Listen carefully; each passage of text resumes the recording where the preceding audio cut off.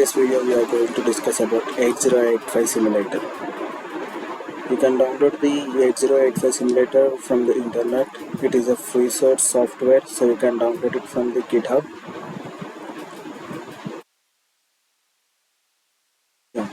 Here you can see recommended download 8085 compiler.jar.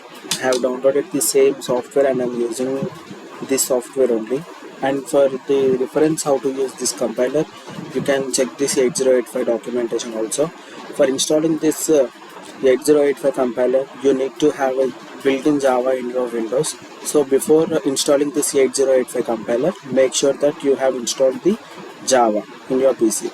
Or else if you want to use an online compiler, that is also available on the internet. Simply search for 8085 compiler and you will get a number of compilers. You can check one of this. This is the 8085 online compiler environment. It is showing as this is a code editor. This is a code editor where we will be writing our code. We'll be clicking on next. Compile button. To compile, use this button to compile and load the compiled outputs into the memory at location. The compiled output is shown below the editor.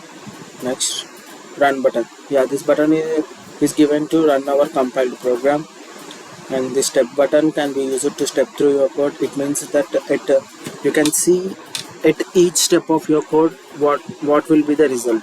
Like you can go sequentially step by step, not all at a time. And to stop the execution, you can use this stop button. Next, to reset everything, that means all the registers and whatever the data you have given in the memory and the flag registers, you can reset by clicking on this button. View and edit registers means you can see the status of the registers here and you can edit them also. View and edit flags. Here at the below the registers we have the flag register also, and you can view the status of the flag register after the execution of the program. And this is the memory view. You can see at which location what is the data you have given or what is the data in the memory location. Memory view start address, which means from where the code has to be started. That will be given by the editor only. Memory view range control, it means if we drag this, memory will be, as you can see here, it is changing. Memory is changing.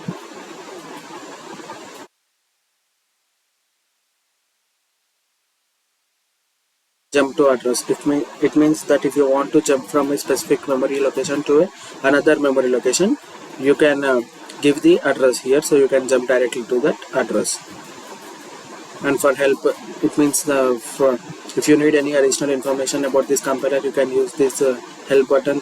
There will be some tutorials. That's it about the online compiler. Now let's see how to write the program in the 8086 compiler. This is the 8085 compiler which I have installed from the GitHub. Let's open this.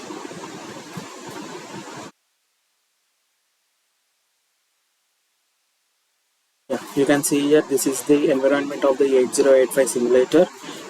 Here in the editor we need to write our code, and there is an assembler. In the assembler we can see there are nearly 7 rows. These are address, label, mnemonics, hexacode, bytes, M cycles and T states. In the editor we need to write our code, and then we have the assembler, deassembler, and at the bottom you can see the autocorrect and assemble. This autocorrect will does is, if there are any errors or if the syntax of the program is not correct, it will be automatically correcting your program. This is one of the advantage of this simulator, and this is platform independent. That means the code written in any other simulator can directly copy and paste it into this simulator, and you can run the program because it is built on the Java, so it is a platform independent. Now let's see a basic program of 8085, that is addition of two numbers.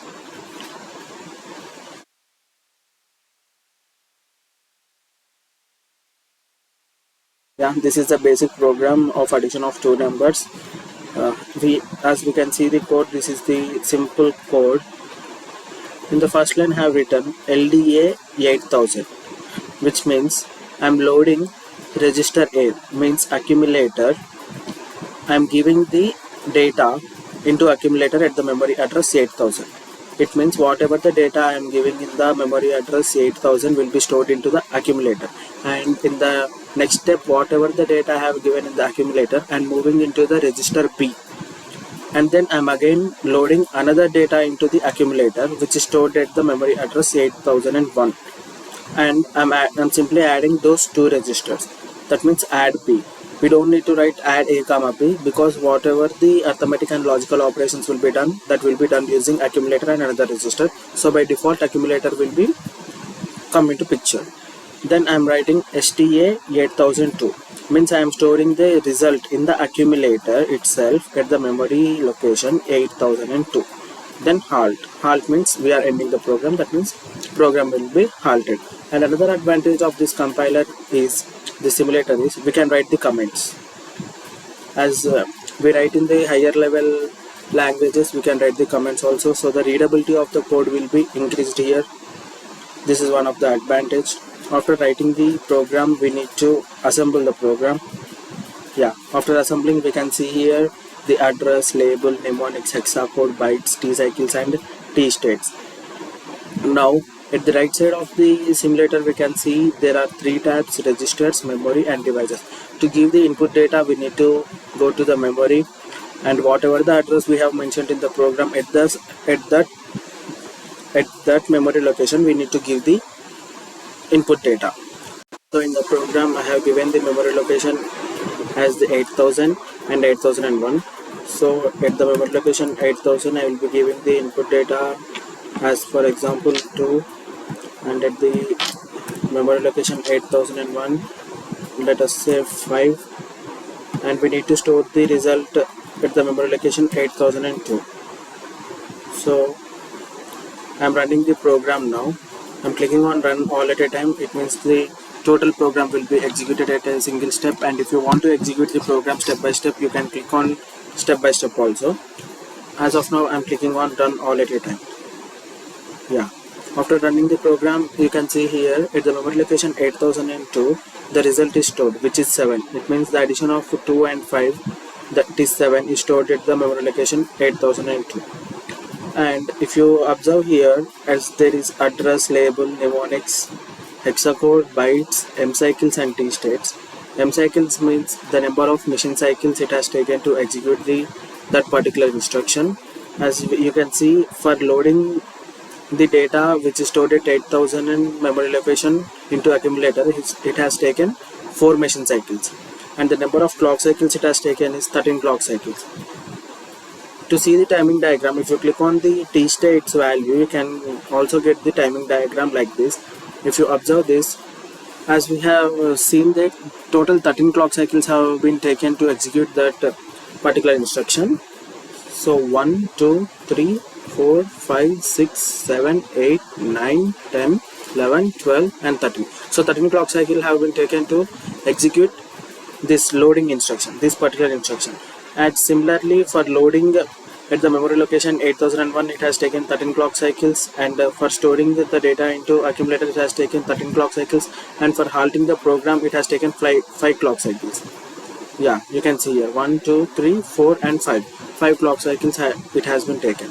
So in this manner you can write a program in the 8085 simulator in the editor, and you can auto correct it, and you can even write the comments which increases the readability of the program. And then you need to assemble the program, and at the assembler you can see the machine cycles and timing clocks, and you can check the status of the registers here, and the flag register status also can be seen, and whatever the data you are going to give can be given from the memory. Thank you.